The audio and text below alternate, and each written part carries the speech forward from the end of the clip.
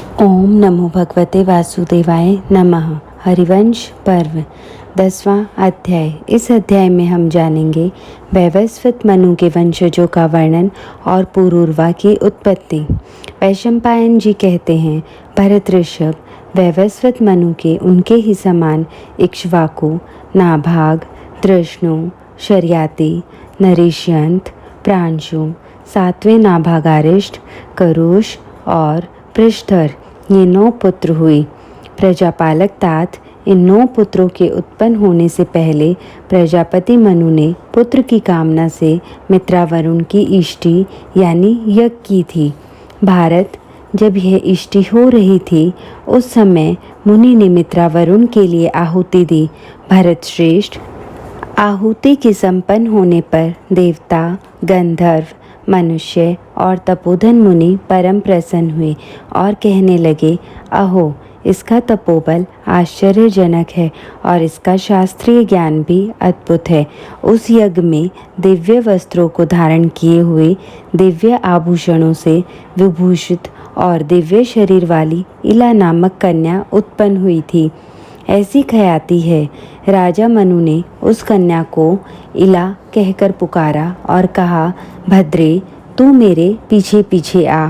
तब पुत्र की कामना वाले प्रजापति को इला ने यह धर्ममय उत्तर दिया। इला ने कहा, वक्ताओं में श्रेष्ठ, मैं धर्म की हत्या नहीं कर सकती, अन्यथा धर्म मुझे भी मार डालेगा। मैं मित्रावरुण के अंश से उत्पन्न हुई हूँ, अतः उनके ही पास जाऊंगी। श्रेष्ठ नितंबों वाली इला राजा मनु से इस प्रकार कहकर मित्रावरुण के पास गई और दोनों हाथ जोड़कर उनसे इस प्रकार कहने लगी, देवताओं, मैं आप दोनों के अंश से उत्पन्न हुई हूँ, अतः आप लोग बताइए मैं आपकी क्या सेवा करूँ। मनु जी ने मुझसे कहा है कि तू मेरे पीछे पीछे आ। राजन, धर्मपरायणा साध्वी इला के इस प्रकार कहने पर मित्र और वरुण ने उससे जो कुछ कहा था उसे सुनो। सुंदर कटिभाग वाली सुंदरी, तेरे इस धर्म, विनय, इंद्रिय संयम और सत्य से हम दोनों तुम पर बहुत प्रसन्न हैं। महाभागे, तू हमारी पुत्री रूप से प्रसिद्ध होगी और मनु का वंशधर पुत्र भी तू ही होगी। शोभने, उस समय तू मनु के वंश को बढ़ाने वाले, जगत में प्रिय, धर्मशील शुद्युमन के नाम से तीनों लोकों में प्रसिद्ध होगी। इस बात को सुनकर वह अपने पिता मनु के पास वापस जा रही थी। इसी बीच में अवसर देखकर बुद्ध ने उसे सहवास के लिए आमंत्रित किया। राजन, चंद्रमा के पुत्र बुद्ध द्वारा उस इलाके गर्भ से पुरूरवा उत्पन्न हुए और उस पुत्र को उत्पन्न करके वह इला सुद्युमन हो गई। भारत, सुद्युमन के उत्कल, गय और विंताशव नामक 3 परम धार्मिक पुत्र उत्पन्न हुए।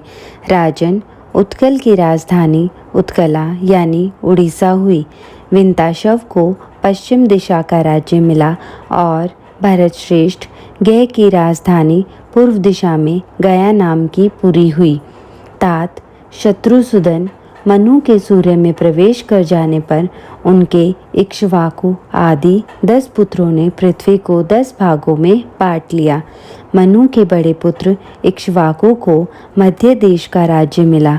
यज्ञ स्तंभों से अलंकृत एवं वन और खानों सहित यह सारी पृथ्वी इक्ष्वाकु की ही है। सुद्युमन कन्या भाव के कारण इस सौभाग्यपूर्ण पद को न पा सके, परंतु कुरुद्वह वशिष्ठ जी के वचन से महात्मा धर्मराज सुद्युमन को भी प्रतिष्ठानपुर यानी झूसी प्रयाग का राज्य मिल गया था। महायशस्वी सुद्युमन ने राज्य पाने के बाद प्रतिष्ठान में कुछ दिन तक राज्य किया। फिर उन्होंने अपना राज्य पुरूरवा को दे दिया। उत्कल के 3 पुत्र थे जो तीनों लोकों में प्रसिद्ध थे। उनके नाम थे धृष्टक, अम्बरीश और दंड। महात्मा दंड ने दंडकारण्य नामक वन का निर्माण किया, जो तपस्वियों के लिए परमोत्तम आश्रम तथा लोक में अत्यंत विख्यात है। उसमें प्रवेश करते ही मनुष्य समस्त पापों से मुक्त हो जाता है। भरतवंशी महाराज सुद्युमन कन्यावस्था में एल यानी पुरूरवा को और पुरुषावस्था में उत्कल आदि अन्य 3 पुत्रों को उत्पन्न करके स्वर्ग चले गए। ये सुद्युमन स्त्री तथा पुरुष दोनों के ही लक्षणों से संयुक्त हुए थे। इन्होंने इला के रूप में रहने पर गर्भ धारण किया था। फिर ये ही पुरुष तत्व प्राप्त होने पर सुद्युमन नाम से प्रसिद्ध हो गए थे। भारत मनु के पंचम पुत्र नरिष्यंत के पुत्र शक हुए और मनु के द्वितीय पुत्र नाभाग के पुत्र राजराजेश्वर अम्बरीश हुए। मनु के तृतीय पुत्र धृष्णु के धारष्टक नामक क्षत्रिय हुए। वे रण में ढीठ थे। मनु के 8वें पुत्र करुष से कारुष नाम वाले युद्ध दुर्मद क्षत्रिय हुए। यह हजारों क्षत्रियों का मंडल परम पराक्रमी था। मनु के 7वें पुत्र नाभागारिष्ट के क्षत्रिय पुत्र वैश्य हो गए थे। युद्ध में हार जाने के कारण क्षत्रिय होने पर भी इनका नाना अपने को वैश्य कहता था। अतः ऐसी वैश्य पुत्री के पुत्र होने से ये वैश्य कहलाए। इस ग्रंथ के 11वें अध्याय के 9वें श्लोक की टिप्पणी में इसका पूर्ण समाधान है। मनु के 6ठे पुत्र प्रांशु के एक पुत्र हुआ। वह शर्याती नाम से प्रसिद्ध था। मनु के 5म पुत्र नरिष्यंत का पुत्र दंडधारी राजा दम हुआ। मनु के 4थे पुत्र शर्याती की 2 संतानें उत्पन्न हुई। उनमें एक तो पुत्र था जो आनर्त नाम से प्रसिद्ध हुआ और एक कन्या थी जिसका नाम सुकन्या था। वह चैवन ऋषि की पत्नी हुई। आनर्तक के रेव नाम का महाकांतिमान पुत्र उत्पन्न हुआ। उसका राज्य आनर्त, जहाँ आज द्वारका है, देश में था और उसकी पुरी यानी राजधानी का नाम कुशस्थली, आज की द्वारकापुरी था। रेव के पुत्र रैवत हुए। इन्हीं का दूसरा नाम कुकुदी था। ये धार्मिक थे। रेव के 100 पुत्रों में ये सबसे श्रेष्ठ थे। कुशस्थली का राज्य पाने के अनंतर एक दिन ये अपनी कन्या के साथ ब्रह्मलोक में गए। वहाँ ब्रह्मा जी के समीप गंधर्वों का गीत सुनने लगे। राजन संगीत सुनते सुनते ये 2 घड़ी वहाँ ठहरे रहे। इतने ही समय में मानव लोक में अनेक युग बीत गए। तत्पश्चात ये यादवों से घिरी हुई अपनी पुरी में आए। उस समय तक इनकी युवावस्था ज्यों की त्यों बनी हुई थी।